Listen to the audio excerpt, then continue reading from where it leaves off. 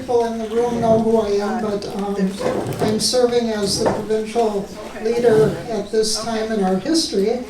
And years ago I was in the General Aid, and I had the great pleasure to know Sister Mirjam from those days.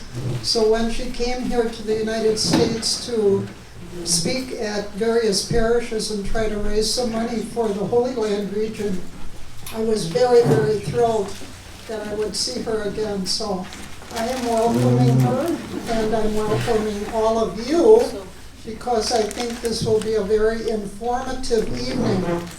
Sister Mirjam, of Turkish descent, has lived and is a citizen of the Austrian country and our Austrian province, but she has served in the Holy Land in Israel, the occupied territory, and Jordan, and Syria over the years. So she has a personal experience of all that we read in the news about the terrible situation there now. So she will be sharing with you what our sisters are doing in the Holy Land. And I think her presentation is about an hour, and then you are welcome to ask questions afterward for clarification or interest or whatever. And Tim is pointing out, I want to thank Tim also for setting up this whole occasion. Tim is in our Mission Advancement Office.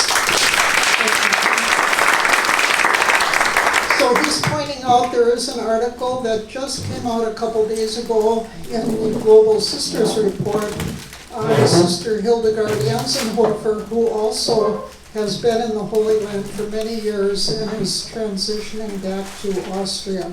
So you're welcome to take a copy of that home as well. So Sister Mirjam, I pass it to you. Welcome, and thank you so much for coming.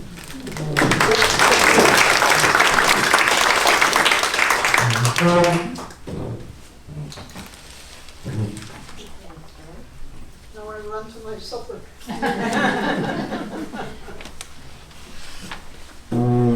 Thank you, Sister Jean, first of all, for the invitation to come here to the United States and to talk about my experience in the Holy Land. It is special for me to meet. You hear me? Yes, she's got it on. Yeah. It is special for me to speak about, with this occasion, about our region. It's our region, the Salvatorian unit, one of the Salvatorian units, which is really unique. Unique in that way that it started in 1958 in the Holy with Father Jordan, who had his experience there. And from there also his spiritual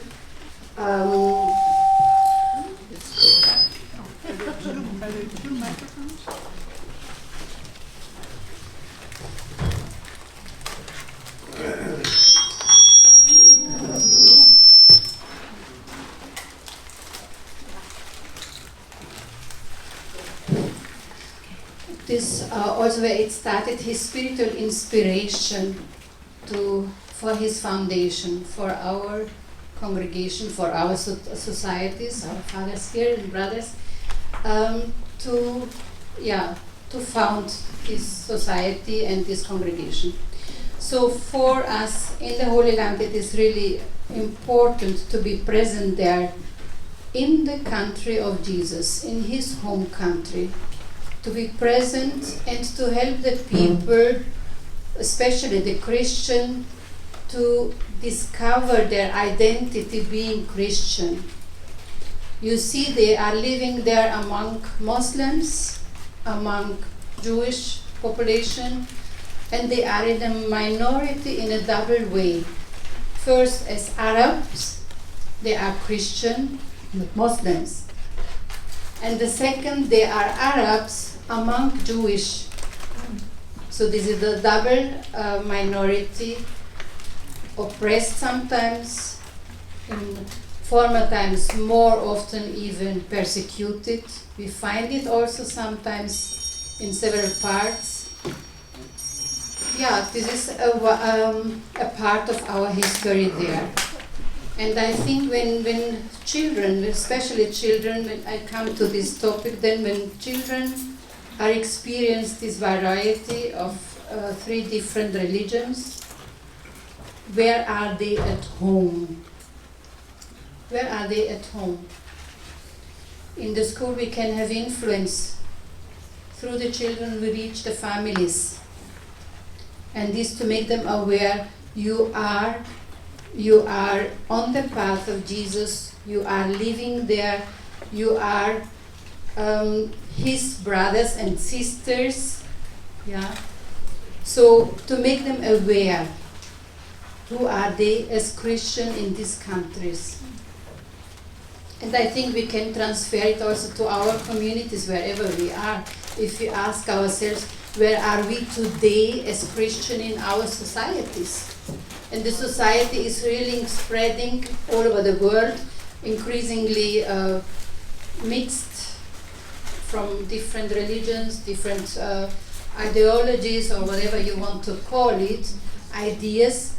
And it is like a yeast in this, in our surroundings. So where do we find ourselves as Christian? What do we want to give to the people we're in touch with? We are here all Salvatorian, lay Salvatorian brothers and sisters, working with people with diminishing touch to their own religion, to their own identity. So, and I want to go back to now to the presentation here. So we are in the Holy Land region since 1958. Our sisters started there because of an invitation of the Greek Catholic bishop, then the late Patriarch, who asked the generalate in Rome to send sisters into his diocese.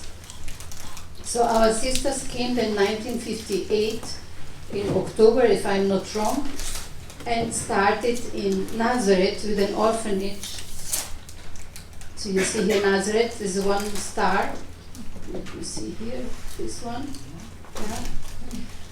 Then sisters started to work in an orphanage for children, Arab children, then in the West Bank, in Ramallah, and in Beit Sahur in the seminary.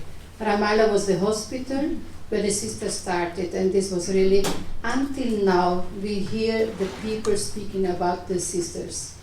Their work, their amazing work, and if you listen to them, many don't know them anymore. But when you listen to some elderly, they gave this further to their children. The sisters, the Salvatorian sisters were there. And the sister Zita and the sister Maria was known, or Lucy or whatever sisters, they were known there. So they established really a good thing. Then Emmaus Kubebe in West Bank, we started there 1973. Last year we had 50 years jubilee, and we are present since 1999 in Jordan, and exactly in Amman in 2000. We started before in an outside village and moved in 2000 because of the apostolate to Amman, the capital of Jordan. You see, we are in 3 different countries, Israel, Palestine, and Jordan. And currently we are 10 sisters working in this ministry there. Nazareth since 1958, our icon of the region is Sister Clara here in the middle. She is since 1959 in the country. She came on the 25th of March, this is the feast of the Annunciation, arrived there in Nazareth, and since then she is there. She started in Beit Sahur, Ramallah in the hospital, and now since over 35 years in Nazareth, in the school. Sister Sonila, the current regional superior from India, she's since 2015 in Nazareth, and Sister Barbara, besides Sister Clara here, a Polish sister, she is since 2016 in Nazareth. The sisters had to learn Arabic, of course. It is necessary since this is a school.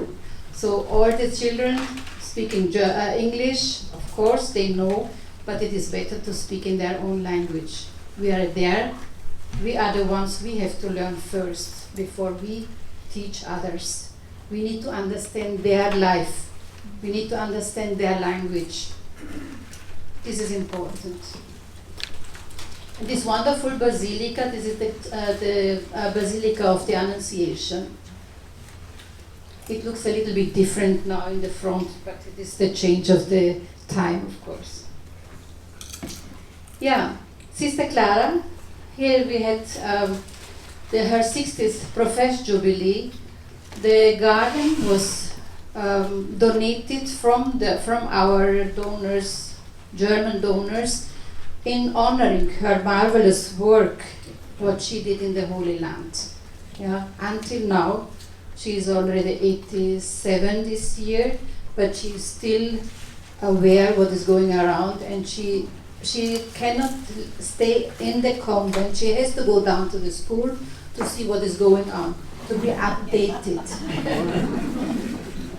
Yeah, and it is of course a gesture also for her unique or her personal touch to the people, to the students especially, with the little ones, and she is really a great woman.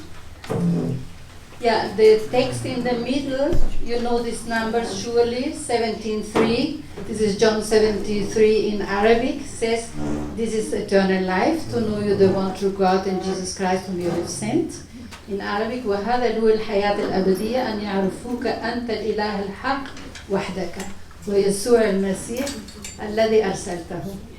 So Arabic is my mother's language, only to say. So Sister Jean said, I have Turkish roots, surely. I was born in Turkey. I have Arabic backgrounds. My grandfathers, they were Arabs from Iraq and Iran. And I grew up in Austria. So to have an idea about our school, you see here the school here embedded in Nazareth. When we started, this was only this little part. All the surrounding was only empty hill, nothing else. Now you see this is all grown in this past 66 years, 65 years, growing and really increasingly. Nazareth is growing further. This part here, this is the convent. Then this was former boarding school. It changed then also to this to the convent, and then the school here over there 73, and here 2001 when it was finished. And this part is the sports and sports hall actually, and this for baseball, yeah, especially. So we have competitions in this school. So the playground here is for the classes 7 to 12. Then this lower one is for classes 3 to 6. And in the sections of kindergarten and classes 1 and 2, they are in their own areas in front of their classes. It's big enough. They have also place in the break that they change, that the children can come up also and play on this playground, have their fun time there. Surely in each school there are a lot of activities. I want to point only a few ones. One very important for us was the 100th death anniversary of Father Jordan, and we did this like a project during a whole week for all the classes. We have 42 classes in the school with 1,500 students plus minus. So we touched them with this theme, and we had retreat days in this topic with Father Jordan, you see, on our wall here for the sports hall. Then activities for the little ones with puzzle, bringing it together, finding texts, sayings of Father Jordan. And this came to the end conclusion in the Mass for classes 7 to 12 in the nearby church of the Greek Catholic community. One fruit of this project or this workshop was this beautiful surprise. Riyad, a 14-year-old boy, surprised us in December 8th on our congregational feast with his painting of Father Jordan. Everybody knows this little picture in gray and black, white for Father Jordan. So he took this with him, and he never learned how to paint, but he learned it by himself through YouTube, and I don't know. But I think this is really a grace of God that he got this gift, and that he found it really, really beautiful. So this picture is hanging in our chapel in Nazareth. Yeah, and this in the back here with Father, this is our principal of the school, and Father Nael, he's a he's a Maronite parish priest. In Christmas, or around Christmas and up to the Feast of Epiphany, we have the Three Kings. It is a project adapted from Germany, and to collect also donations for children in need worldwide. Germany has different countries. We started in 2014-15, and then after the first year, the people came. Sisters, we have also so many poor people. Why don't we collect for our people? That this is not our project. We have to connect with Germany and find out. So we got the permission from this Dreikönigsaktion that we collect for the children in need in the Middle East. So we collected for Iraqi refugee children. We collected for those in refugee camps in Palestine, and also for others, in our surroundings, families, and once the Philippines, and once for 15-year-old girls in India, supported by our sisters there. So of course we visit, and this is the parade in Nazareth, the Christmas parade, and then visiting families. Here our lay Salvatorians, he was very faithful, he is over 28 years maybe, already with the lay Salvatorians. Okay, here. What I want here to point out, we are really at home with different rites. The Roman Latin rite, or the Roman Catholic rite. Then over there, the Maronite, his Father Nael is married, he's already grandfather. And then the Bishop of the Greek Catholic Church, where we are assigned to, and our children in the Basilica of Annunciation. So they are original Three Kings. Yeah, what is also important for us as sisters to lead them into a spiritual way. How do they pray at home? What prayers can we give them? We start off with the little ones, surely, how to pray the rosary. It's not something what we play around, but what we pearl for pearl, we pray for. And then here the activities, then opening of a sports place. This was very, very important. This was at the end of the last year when we prayed for peace in the Holy Land. Everybody knows the situation, and we are more and more in need for it. And also the responsibility for the environment in little things. Yeah.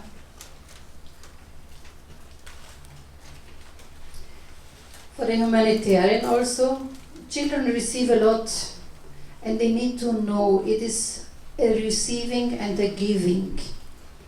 So we include also the parents with this. Parents and students are coming and bringing food items, clothes, whatever they can give, and we give it further to those migrants who are really in need in Tel Aviv, in Bethlehem, or in in Jerusalem even. Here another activity with the parents. It's not only for, it's also for socializing together, being together, enjoying together, and singing, dancing, whatever it's very important. And the cultural day, with this connecting to the roots, the original roots, as Palestinians. Yeah. Their own music, their own dances, their own language, to bring it in poems, in songs, or whatever. Even in imitating weddings. It is a very, very important point. And we are going abroad.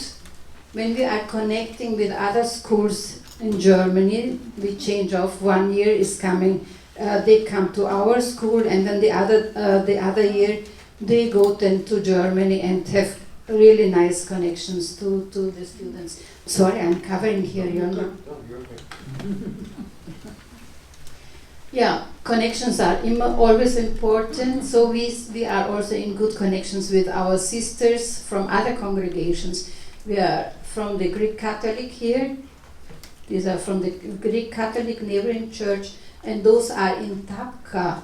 Tabqa is at the Sea of Galilee, and they are working with the Benedictine fathers. So we have really a good connection to them, and we remain in contact with them. Lay Salvatorian, we have here some Lay Salvatorian, no? So we have 16 Lay Salvatorian. They have no commitment, but it is okay. They live with the Salvatorian spirituality, implementing it in their own families, in the schools, or where they are working. Most of them are teachers of our school. Some are former students even. Yeah, so they remained with us, are working with us, and then continued also in the Lay Salvatorian way. During the pandemic, we remained connected through Zoom. So not to lose it, but to keep it up. Also their spirituality, their Salvatorian spirit, to keep it up. It was really some time where you felt so much depression. There is nothing positive. No out. You cannot go out. You cannot talk to anybody. But this was really a blessing to have these videos. And we have here one celebration with the bishop, the Greek Catholic, then one priest, he is not married, and Father Sohail, he is the spiritual guide of our Salvatorian family, and his wife, the one here with the red pullover. Yeah? So he's also married and is already grandfather. Here, General Aid, of course, it's also a part of our life. We stay in contact with our General Aid. And this is really essential when they come and visit us. The official visitations, sometimes once a year, then the school board meetings, what is also very important. Yeah, so here we had the connection, the meeting with the Lay Salvatorian and with the Greek Catholic Bishop, Joseph Matta. In Amos Kobebe, this is now in the West Bank, you have here a little bit more in the article of Sister Hildegard. If you read it, you find also how there the sisters built up a very good relation between Islam and Christianity. It is possible. And what is very important also, to have this connection with other religious communities. In Amos Kobebe we had 5 sisters. Now we have only 3 sisters. And Sister Bonita came in 23, sorry. No, 22, she came 22 already, from Tanzania. She is our first Tanzanian sister. We had one from Congo, but now she is the first Tanzanian sister. Our community is built with the Sisters of St. Aloysius Gonzaga, so it's an intercongregational community and collaboration. Alone, it is not possible anymore. We are in numbers decreasing, so we need help from outside, and it's close to say with other religious congregations to work together. Thanks to God, we found this congregation and connect with them. The people we serve there, these are elderly and disabled women from the West Bank. We call them Habibtis, and Habibti is my dear, my darling, my beloved. So these are our darlings. And yeah, we have here really touching stories also behind. Not everybody is coming from a blessed family, being loved and protected and whatever. We have stories from one girl, for example, she was raised among chicken. When the sisters took her, she could only pick her food like the chicken with her mouth. She had no language, only the language of the chicken. So she did not know anything else. But she developed really good. I mean, she is disabled, mentally disabled, but a loving person and beloved also. So you see here also different, the nursing home, yeah. Our nursing home is together with the German Holy Land Association cooperating. It's not our nursing home, but it became in a way our, yeah. Since 73 we are there, so these people are our people. Yeah. We have a switch or a change since beginning of July. Sister Dominika took over the leadership in the management. She is Polish original, but in the Austrian province at home. And she took over from Sister Hildegard, who was about 22 years in the country. Yeah. It's a long time. She knows, or she knew a lot, had a lot connection with military and with other people, because it was not easy to enter this part of West Bank or to leave it. And she was always informed when there was danger to stay away or whatever. Yeah, but, yeah, oh, yeah. This is Sister Bernadette. She was 25 years already there, yeah, in the country. And the new community is now only about 3 sisters. Sister Bonita from Tanzania, she came 23. Sister Dominika, she came only now in January. And Sister Magdalena from Poland, she came in 22. A very young community, not only in age but also in time of being there and to know about the situation. So experience is very small yet. Hopefully it will grow and we will see how it will develop. It will develop. More than 12 years, 17. We have here the nursing faculty. We have every year a big group of graduates.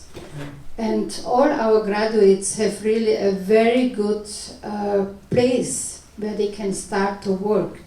So the hospitals, they prefer our graduates from Emmaus to take them in over other students. So it's really a great blessing for the faculty. Since 2 years, this faculty is now under Bethlehem University. So university it's under the umbrella of Bethlehem University. Yeah, it belongs to them.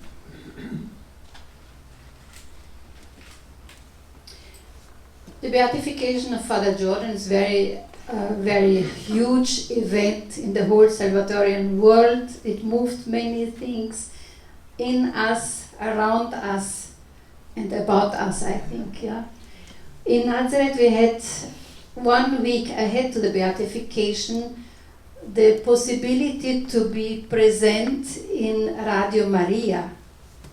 So students, lay people, lay Salvatorian, our principal, we the sisters, we had the possibility to be present in the broadcasting. We spoke about our experience, our Salvatorian experience, our the students about their life in the Salvatorian school, what this means for them, our teachers, and lay Salvatorian.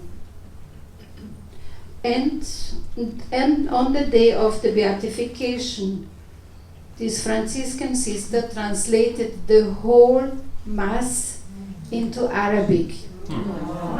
She was ready to do this and she loved to do it. She said this was for her a wonderful challenge to know more about our founder and about our congregation. So it's really collaboration in between different congregations. Up there, this is one sister of Nazareth. Yeah. So it's really beautiful. And you see our lay Salvatorian entering the church, and then the lay Salvatorian with us, and the cleric also there. Greek Catholic, Roman Catholic, and Maronites. So it moved really a lot. Some impressions of our celebrations. About this, oh sorry, where I am not, this is too much here. So here, yeah, these banners were made by the parish priest.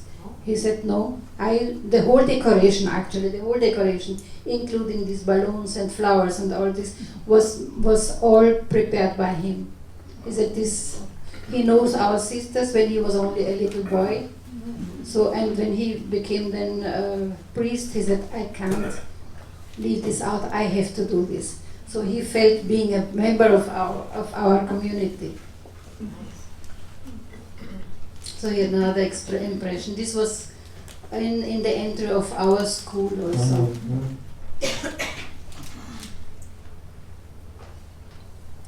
Amman, Jordan. We started in Amman 1999 in Fouhays, El Fouhays, and came then in 2000.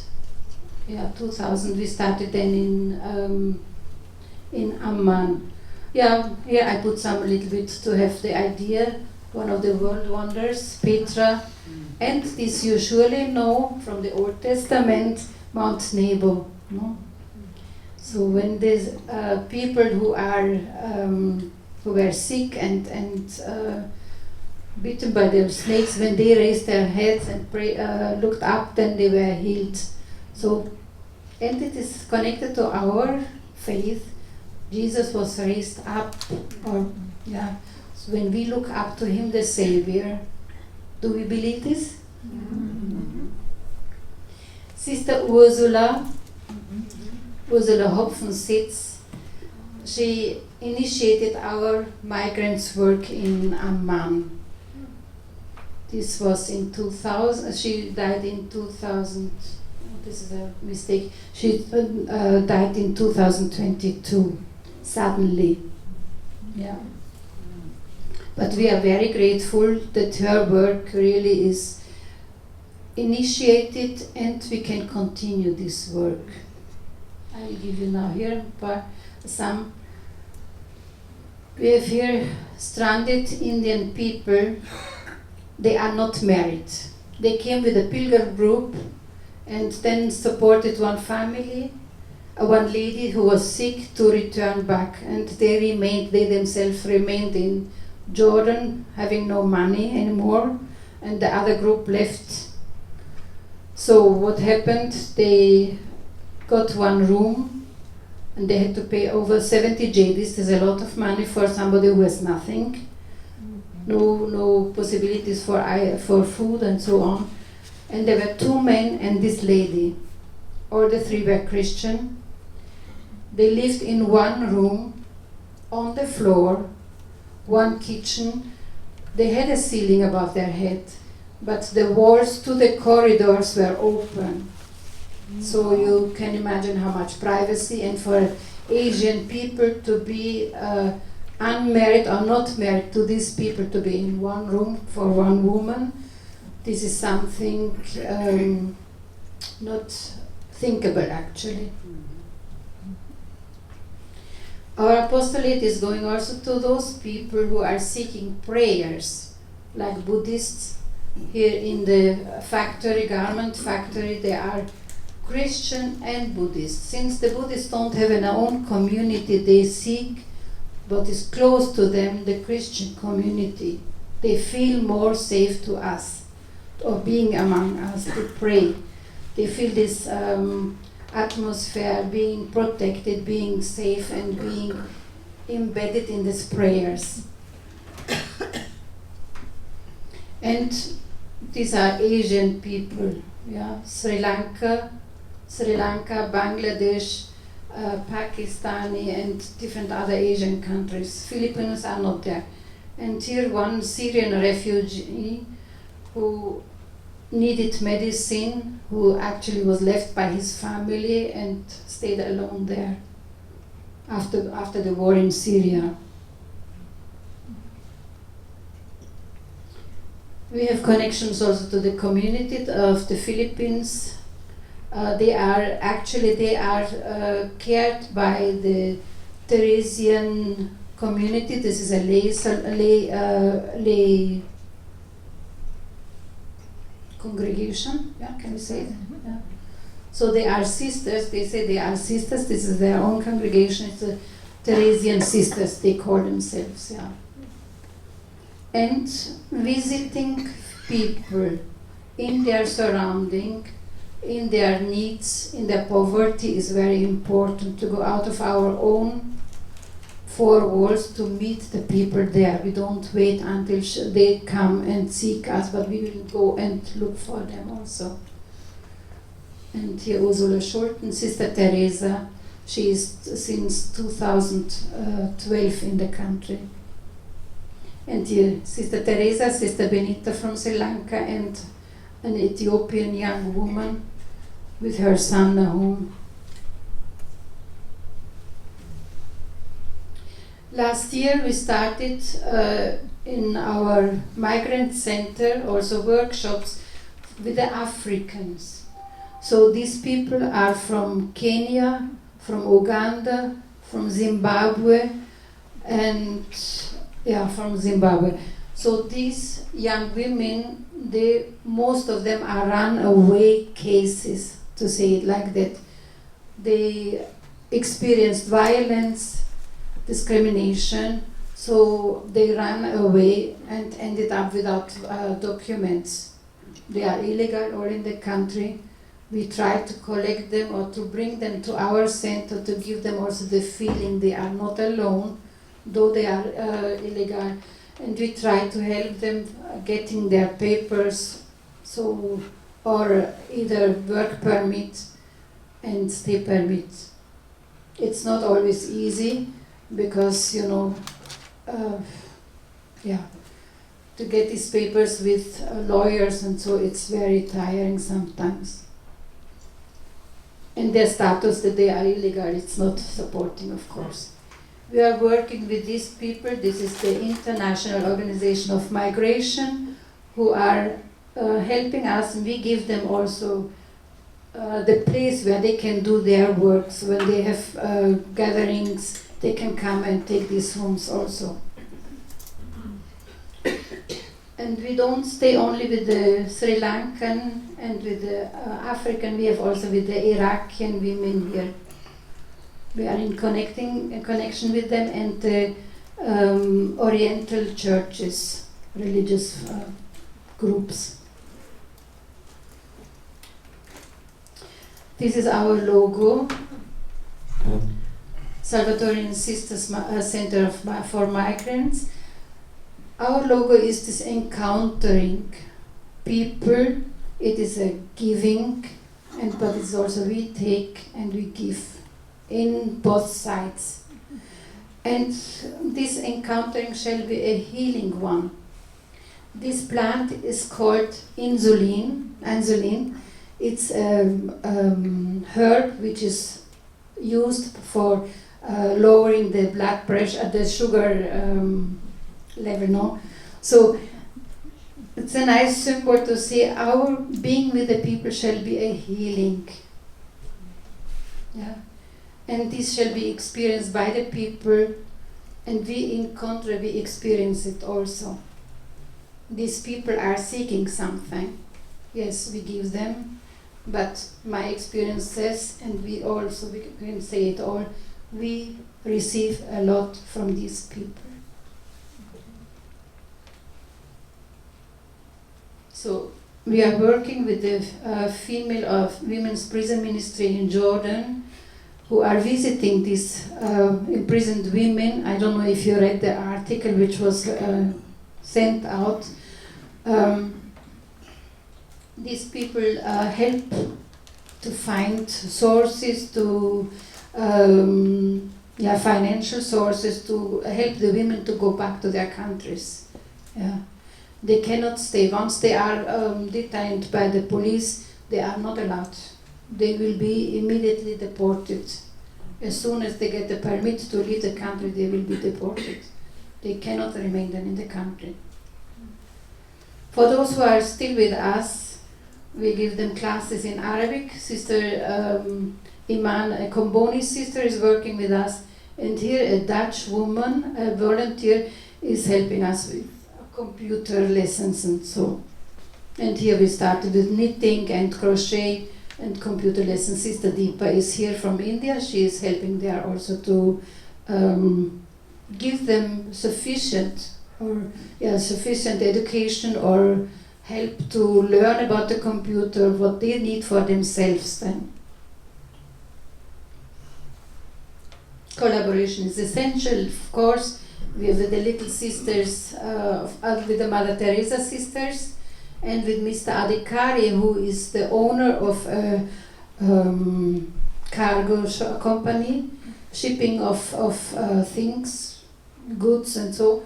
And he helped a lot Sri Lankan people to bring their things back when they had to return to their countries in a reduced price back to their countries.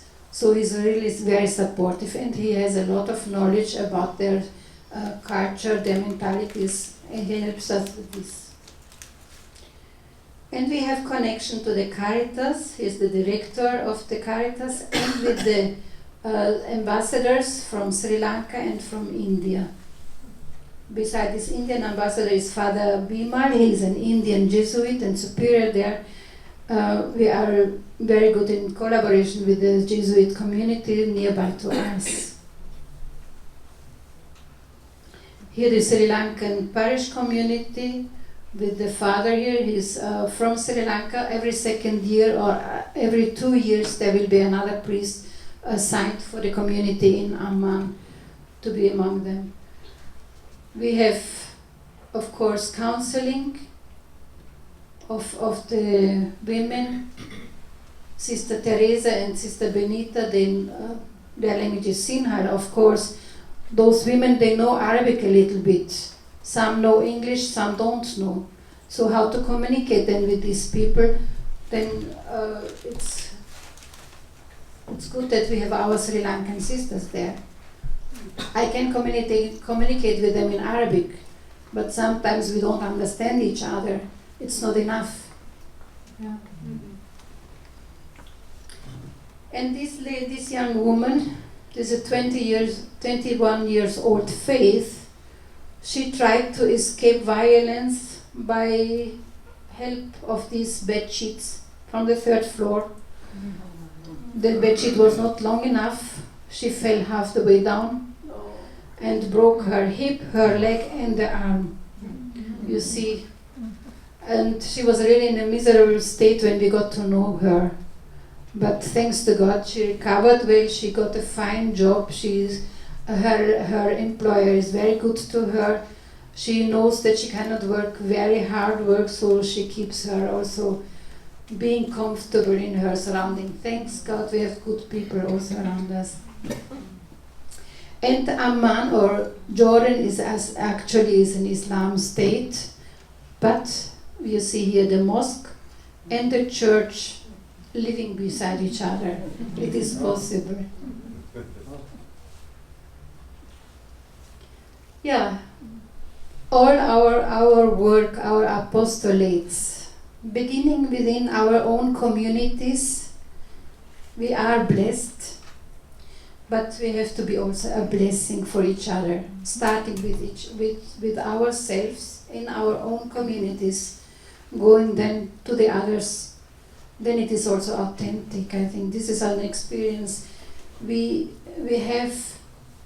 And in connecting with our general chapter's motive, walking together, rekindling the gift of the Spirit, so as to proclaim the gospel and inflame all. I think this starts with us, with each one of us. And our spiritual center, of course, the prayer. This is our beautiful church in chapel in Nazareth.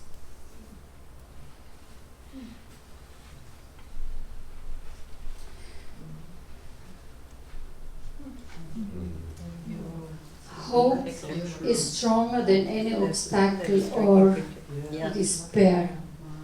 We have, of course, this all around us. And if you have been in Israel, when you see passing to Palestine, you see these wires all around, yeah. Or houses, they protect themselves. But in this all, there is always something that is coming up and gives new hope. And what touched me very much is this image of Our Lady with child, and in the opposite, the lady, an Arabic woman with her child. It is maybe coincidence that both are in red and both have the child on this side. But you see, Our Lady, Mother of our Savior, she gives hope also in this surrounding here, disturbance, destroyance, everything. But you see her beautiful face, it is really love, it is hope there.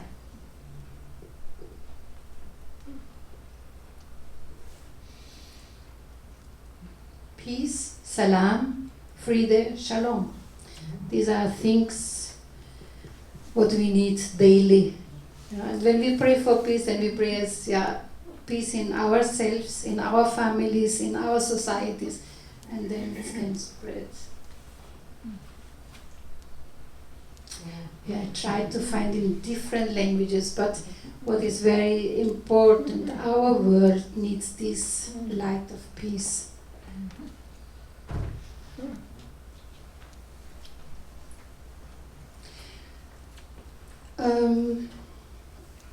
Here I end first for what I want only to say first. You hear and read a lot of the situation in Israel and in Palestine. I think it's very important. There is a lot of discussions going on, really a lot. And everybody knows about the political situation, everybody knows what could be better, what shall be better, and I don't know what. I was very glad and grateful when the letter of the Jerusalem, when the Patriarch of Jerusalem wrote a letter not to discuss so much, not to politicize, but to pray. And I think this we have to remember always. By talking we can destroy also. But to pray, this is essential. We have to find back. And I start with myself. Yeah. I have here prepared this video also of the song Women of Faith, Where There Is Hatred. Maybe you know this, you heard it, or you let us go into our side to conclude this presentation.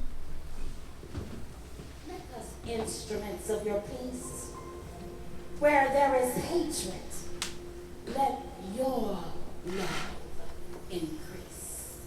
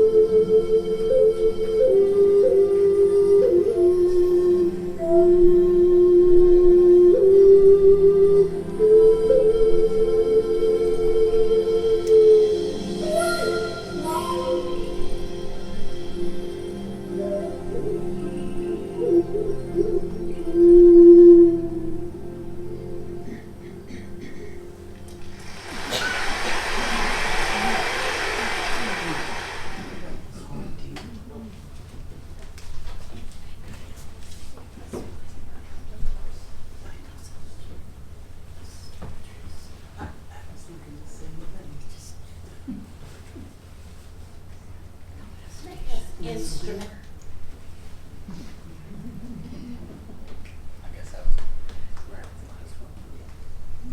Yeah, thank you and God bless you.